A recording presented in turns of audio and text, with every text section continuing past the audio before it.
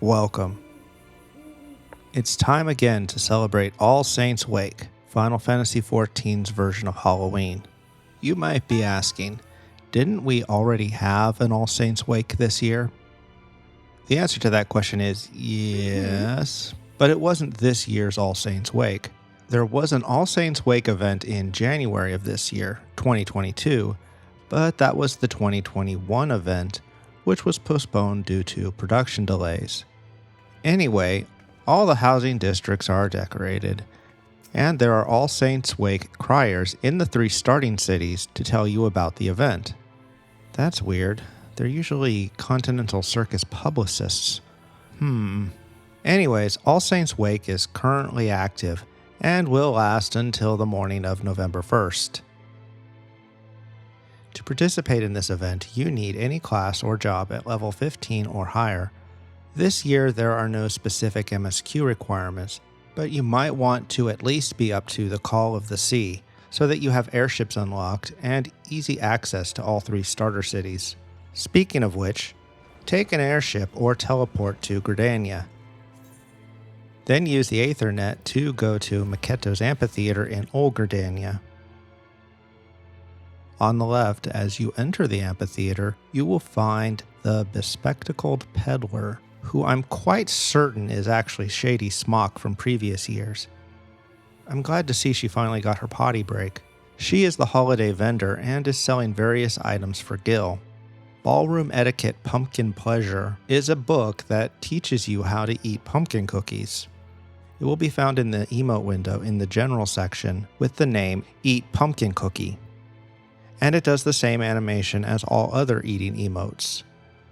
It's nice that after years of using pumpkin cookies as currency, we finally get to eat some. The Caged Wisp is a tabletop item for your apartment. It'd be pretty cool for that spooky Halloween look, and it makes an interesting sound. Finally, there is the Magic Prism Pumpkin. This has been available for several years now. There will be an opportunity to get them for free, more on this later. Pick up the quest, A Mad Masquerade, from the Adventurers Guild Investigator near the stage. As usual, the inspector thinks the Continental Circus is up to no good, and he has decided that the best way to stop them is to beat them at their own game. See, he's throwing his own All Saints' Wake celebration, and he needs your help to promote it. He wants you to drink one of the 4 totally safe potions to turn yourself into a monster, and then go out and convince people to attend the festivities. Okay, so choose the monster you want to become temporarily. Once you choose, you will not be able to choose a different one until after you talk to your first potential attendant, or if you abandon the quest and start over. The disguise lasts 30 minutes, and drinking again will refresh that time. You will get to select a monster twice and have to talk to 2 different people to continue the quest. No matter which disguise you choose, you will be sent to the same 2 locations. However, the one you choose determines which NPCs are there and what they say. So if you really want to see all the variations, you will need to do this on alts or drop the quest multiple times and start over. Later, you will have an opportunity to try all the monsters. More on this later. When done playing Monster, go meet the inspector by the Leatherworkers Guild. Well, actually below the Leatherworkers Guild. Been here before. It's not long before he reveals that he is not the inspector, but in fact he is a Void Sent, Papa Gruff to be specific, and Mama Gruff is back as well. And they feel it necessary to fully explain their plan to you. You see, the potions you used to turn into monsters are just temporary versions of the real potions they will give to everyone else that will not wear off. And then the Gruffs can finally have their night of devilry and take over the world. Of course! Shouldn't I be tied to a table with a huge swinging axe overhead or something? The Gruffs leave you with a small airman, who they claim is the real Adventurers Guild investigator. But then a mysterious stranger, known only as the Wake Doctor, whatever that is, shows up. She gives the investigator a drink that changes him back to normal. Now she has a task for you. She wants you to disguise yourself as someone Papa Gruff trusts and get him to eat a cookie she made that will force him into his natural imp form. No matter what you say, you end up as Mama Gruff. You find him down the river a bit. Speaking to him begins an unskippable scene in which you will have 3 dialogue choices, but it doesn't really matter what you say since each time you make a wrong choice, you get a funny response and are given the choice again with the one you chose eliminated. I think it's more fun to go through all the wrong choices, as eventually you'll get him to eat the cookie anyway. He becomes himself, and then the doctor shows up, and she reveals that she is actually the Great Gourd herself, whoever that is. Actually, she had mysterious roles in previous All Saints Wake events, and we are finally going to find out her true intent. More on this later. She promises to punish Gruff for all he's done, but she asks you to let the festival continue as planned, and she sends you back to the investigator. You let the investigator know what happened, and he agrees to let the festival continue.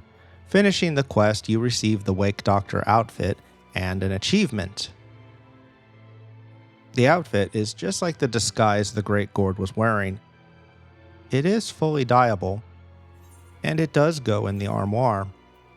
Something oddly familiar about it, though. Oh, and the headpiece does show on Vera and Hrothgar. When you finish the first quest, 2 more quests become available. One is repeatable, more on that later. The other one is from the Wake Doctor. She says she wants to take you somewhere, and tells you to talk to her butler nearby. You are instantly teleported to a long path in the woods that eventually leads to a huge house nearby where you find the Great Gourd. Seems this is her house, and you are the first mortal she has ever invited here. Completing the quest, you receive some gil and a little experience. This area, called Sneaky Hollow, is essentially an RP area similar to the Haunted Manor. You can talk to the Great Gourd and find out that her purpose in life is to educate Voidsent on how to make peace with mortals. She also has something extra to say to Reapers. Be sure to check out the graveyard, the pumpkin patch, and go upstairs even. The Haunted Manor is also available this year by talking to the Genial Geyser in Maketo's Amphitheater, and also in Sneaky Hollow. Note there is also an unusual usher in the Haunted Manor to take you to Sneaky Hollow. In both locations you will find 1 or 2 imps. These imps, as in previous years, will temporarily turn you into a character you have met on your journeys. The characters available will depend on the content you have completed. The Unsavory Imp has characters from A Realm Reborn and Heavensward. The Inscrutable Imp has characters from Stormblood, Shadowbringers, and Endwalker. He won't even appear if you haven't gone very far in the main story. Strangely, we no longer get the Tricksome Treat action while in costume, as we did in previous years. Also note that while in either location, you can apply glamour plates. Back in Old Gridania in the amphitheater, you will find the Harlequin Guide has a repeatable quest. I think the main point of this quest is to let people play around with the monster disguises. The 4 disguises all work the same way as they did during the main quest. No matter which disguise you choose, you will be sent to the same location to talk to the same person, the Brazen Boy, and he will always say the same thing. Turning in with the Harlequin Guide will get you 10 pumpkin magicked prisms. This wasn't a bad event. You get a decent reward if that's your kind of thing. They obviously put a lot of work into the new area, Sneaky Hollow. I also noticed they made most of the dialogue responses unique, which has been somewhat lacking in recent events.